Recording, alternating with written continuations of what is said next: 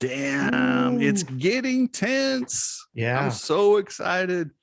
You got 3 rounds, 2 guys, 3 points, and a spoiler. There you go.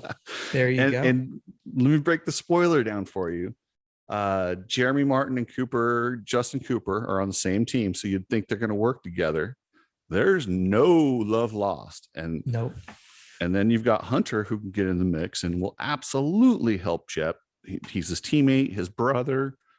And then a couple other guys can get in there for wins. But in reality, it's down to kind of those 4. So now my question to you is, I know Johnny, our buddy Johnny Hopper's huge on team tactics. I think it happens not nearly as often as Johnny kind of puts out there that it does, in my opinion. I don't think Star will tell Jeremy anything until that final moto or 2 at Hangtown.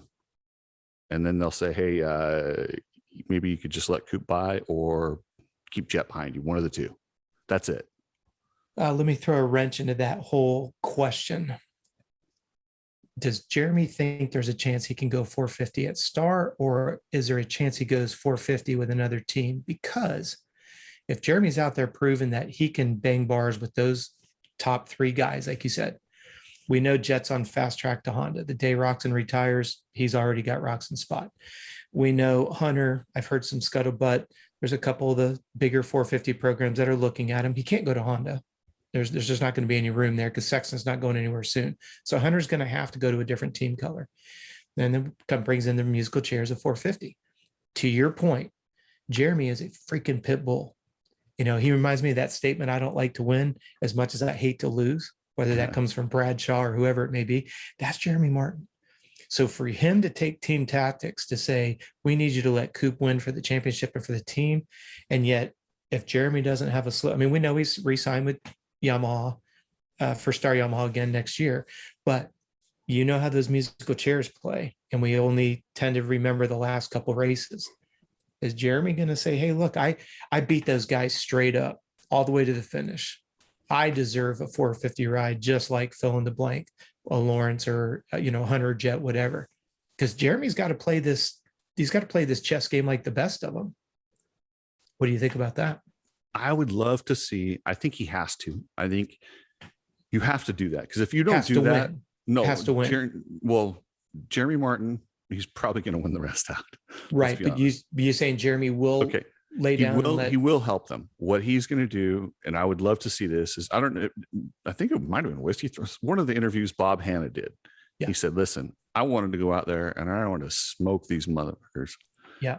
And then last lap, I pulled off. But I went over to them after and I said, I want my win bonus. That's right. I think that was on it's that YouTube channel Horsepower, I think it is. I'm not sure, but he said, he rode off the track. He said he just rode off in the woods and sat. He rode in the woods. Yep. And but did you hear what he said? He did not get his bonus. He got it from Yamaha. He didn't get it from Honda. And he said, twice. don't ever ask me to do it again. Well, not for Honda. No. And Yamaha, said, he still didn't want to because he said he didn't even like Brock. I was going to say he doesn't even like him. It's I agree with you. And are we going to see the 2000 says who? Says team managers. If I've got a 450 spot and it's between Jeremy and somebody of a similar caliber, and I got another guy, Adam C, who's good chance he's going to be in a title fight. He's not going to help him. This guy will. That could be the deciding factor. It's that close. All right, let me play devil's advocate. Who pulled over to let Tomac win $1 million and didn't get shit out of it? Well, that was a separate story because that had nothing to do with the team. That was just Savatgy on his own being a good dude and Tomac kind of being, I don't know. Check our podcast audio. I did an interview with Tomac and I asked him why the hell he didn't pay him when he said he would. Well, he said he couldn't for tax liability reasons. No. I said it was illegal. I'm like, it's illegal. Excuse me. Yeah. And I kind of let him off the hook because I started to feel bad because he started stuttering. And I'm like, well, dude, like you can send him a Rolex for Christmas or something, bro. But to your point, though, I mean, and it didn't seem to help Savatgy get a 450 ride. I'm just saying he No, got credit but for being a good guy and he moved over. it wasn't for You the know what I mean? championship. No, but it Championships was are for, different. Championships are for your employers. The I $1 million understand, but he is could have for your kept, friends. yeah, but he could have played the dick game and not moved over and cost him it. I'm just trying to take your point of, you know, are you going to choose a guy that's a I team tell you what, you player or do it not a again, he team would have. player? Yeah, I agree. I And agree, he said especially he knowing would what he have. knows now. Yeah. Do you blame him? I mean, first time shame on you, second time shame on me. I mean, we all know that one. I think he But said it cost him like 40 or 50,000 for the moto win bonus that he had. And he's like, at least make that up to me. yeah, well, it goes back to, like you said, with Bob Hurricane Hanna, at least give me the win bonus that you essentially forced me to give up. And I think that's only fair. I don't see where that's asking too much. Either whether it comes from the rider or the team or a little bit of both. I mean, it's just the end of the day. It's just, but again, Yeah. if you listen to J Bone on Whiskey Throttle, he talks about, making agreements with the riders that if they win a bonus, he gets a percentage. And then the riders try to, haggle him down to not giving him as much. And he's just like, really? You think people until money's involved, and then it grows fangs. But going back to Jeremy's a great kid, a great Minnesota guy, comes from great family roots. I don't know. I know that Jeremy hates to lose. Jeremy's not the guy that's going to go out there and say, "Hey, look, I pulled over for him so he could win." But then I don't see Jeremy No, being but the guy that's going to say no either. You know what I mean? It's kind of a catch 22. He's going to make it obvious. I promise you, he'll make it obvious. Yeah, I would agree with you on that one. And none of us that love the sport as much as we do would be surprised to see it happen. So it happens all the time. Absolutely. But like you say, Jeremy going back to Star, I haven't heard if Coop is re-signed yet or not. We know that Thrasher's got a 2-year deal there. So the team's still shaping up. A lot of people don't realize that that's not a done deal yet over there. Who's not signed? Cooper's signed. I thought he only had a 1-year deal. I thought that his was being renegotiated this year. I'll have to double check, but I thought he had one more. I'm not saying they weren't going to sign him. I just know, the way the agents work it, I would wait to see if he gets a championship as well, too, because that'd be a heck of a negotiating. Well, Betty has a championship escalator. So if he wins, it's automatic. Automatic in the contract. Yeah. Gotcha. For some reason, I just thought that was a done deal. Yeah, I may be wrong with that. I thought that he was on the back end of a 2nd-year deal. Again, don't hold me to that. But irregardless, where's he going to go? There's no 450 ride. So I see the Star Yamaha team pretty much staying the same, with Thrasher coming in as the new addition, Fry going out, and then the rest stays there. Yeah. Yeah. Yeah. And then it's kind of cool seeing hold on. There we go. Sorry. No worries. My mom calling me trying to get me over for dinner. Good for you. Yeah. I wish I could go have dinner with my mom. I lost her way too early. Oh, bummer. Couple of guys we lost this weekend. Faulkner looked pretty good. He had like a 4 or 5 moto finishes. I'm glad to see he's making some progress. He got passed on just little mistakes, guy going down in front of him, J Mark going underneath him, but no, he looked really good. He's starting to look like his old self. I mean, think about it. He's got to be the best guy on the team because he's the highest paid guy. Shimoda is still showing everybody up underneath that green awning. So, Faulkner's just biting at the bullet to be that top guy, and Joe's already re-signed for next year. So he's coming back. So, yeah, And then Garrett Marchbanks, he was nowhere to be found. We didn't know what happened with him. Yeah. I reached out and he said he had an illness, and I hate when guys do that. So I'm like, come on, dude, you can't just tell me illness. Like, what does that mean? Do you get bad food? Did you, turns out they don't know what it is. He's not messing with this. He really doesn't know. He had arm pump surgery during the break. And after about 10 minutes, he's having some really weird issues going on. And they're doing a bunch of tests this week. I'm hoping it's good, but they don't really know. And he's not trying to cover it up, but he couldn't do the first moto. They tried to ice him down, see if they could get him ready for the second moto, and he couldn't go. So yeah, you think about that. You have Jay Coop said he was sick. You have Hunter saying he wasn't feeling that hot. Now you've got Marchbank saying he wasn't feeling that hot. We have Seth Hamaker coming back after making his public announcement of EBV. We have some people not starting in the motos, people not starting the second motos. This is the hard part of the season where these guys are just on the grind. They've been racing now. If you take, let's say you started Supercross, and I know the schedule's off, but just stick with me theoretically. Since January, now we're sitting here in the middle of August. The body's just getting worn down, man. You throw in a few, we have talked to some people who legitimately got food poisoning, throwing up and having diarrhea at the same time. This is the hardest part of the season.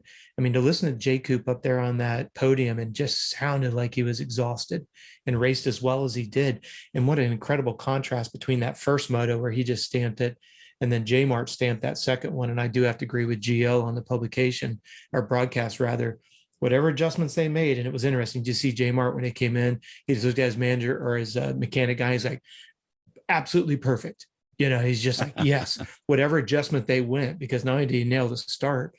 And I was saying to Michaela while we were watching, I was like, man, just when Jeremy feels comfortable with that bike, just the nastier it is, the more aggressive he is, and just the way the bike's swapping around, and he's just loving, just eating it up. But man, I hope Marchbank starts to feel better. These bloodborne illnesses and fatigue, whether it's Epstein-Barr, mono, and all that other stuff that gets into it, it's a tough one to get down. A lot of guys don't realize, when you look at Epstein-Barr, actually kind of segues over to mono. That's why they call it the kissing disease. You can't really catch Epstein-Barr, but you can catch mono, as we all know. That's why they call it the kissing disease. But my point is once that ABV virus is present in the blood, it's the only thing you can do to really overcome it is food and sleep, and keep stress to a minimum, whether that's heat exposure, training intensity, on and off the bike, life in general. You got to pull all that back and think about what these guys are going through. They're still shaking down the bike during the week and traveling and racing. That's something I have pretty much personal experience with. When I was 21, I had a severe case of mono. I mean, it took me down, and ever since then, it'll come back in phases of EBV if I work or stress too hard. Yeah. It's something I just have to manage for the rest of my life. And I think a lot of these guys are in the similar situations. Very similar situation. And then you take what Nick talked about tonight, you hit your head, another stress on the body, and then you're still trying to race, and then you're exposing yourself to heat at high heart rate, another stress to the body. You run yourself dehydrated, another stress to the body, suppressed appetite, inadequate calorie intake, another stress to the body. The blocks start to stack up, and next thing the body goes, man, I just can't keep up. So it throws in the red towel. And what's it do? It breaks down. You've got sinus discharge. You're just exhausted mentally and physically. And then what's it take to turn it around? You got to get all those bricks unloaded. How do you do that? Rest and recovery. But I'm sorry, we have suspension testing. Oh, I'm sorry, we have moto testing. Oh, I'm sorry, we have to travel. Oh, we have press day. We have this. This guy's got a rough schedule. These people that don't use this type of stuff to monitor themselves, it's available these days, people. If you're not using it, you're an idiot. Yeah, that for the podcast listeners, you pointed to your watch talking about the Garmin platform. YouTube will catch it, but the Garmin or your podcasters won't. Sorry about that. I mean, it gives me my blood oxygen level, which I was watching really close when I had COVID. It gives me my body battery. It gives any stat you want. I don't know how they do it. I don't know the science behind it. You probably do, but it seems to be pretty goddamn accurate. It tells me sleep, tells me how good my sleep was. 30-second dissertation on it is every watch that you buy runs your data through a basic logarithm. And I use the word basic on purpose. So right now it's taking Chris, a man of your size, your height, not many of them out there, but your size, your height, your gender. And then what it does is it runs it through a logarithm. And every single day that you wear that watch, that a logarithm gets more and more accurate because it factors out anomalies. It has a history of you sleep patterns, eating, calorie expenditure, average heart rate, max heart rate, stress score. And then it does factor in your oxygen penetration rate, your body weight, if you step on the scale, et cetera, et cetera. And what it does is we always say the more data it collects, the more accurate it becomes. So that's how it works. It starts as a basic logarithm, and then it starts to know a little bit. That's why I teased you, Chris, when we first talked about these. It's a little too big brother for me because I can sit in my office and I can tell when my clients wake up. I can tell when they go to bed. I can tell when they work out. I can see when they go to work. I can see when they're in traffic because there's variables that we look at behind the scenes. It's nothing sneaky. It's just you got to know where to find it on the Garmin dashboard. But when you know where it's at, you can start to put things in place. We call them stop gaps. if I know that you've got a busy day on Thursday, we pull back the volume, maybe not even train at all. And then we make sure you get enough sleep going into that Thursday. You start Thursday with a certain types of food, which helps you offset stress. What happens at the end of the day? The impact of that stress is a lot more minimal. So now you can do a little bit more maybe on Friday or Saturday, because we absorbed what you did on Thursday, which we knew was coming. Like when you have a big convention and some of the sales meetings that you have to go in, that's not the morning we decide to do intervals on the rower together. But Yeah. that's how it works. It's the accuracy to your point is very, very, very accurate. The longer you wear it, not the first couple of weeks you've got it. Yeah. So please, nobody try to throw me under the bus for that. The longer you wear it, the more accurate it gets. I have a question though. So I Yeah. just got a new watch and synced it to my old data. It'll pick right up where it left off. The only Okay. difference is the collection device.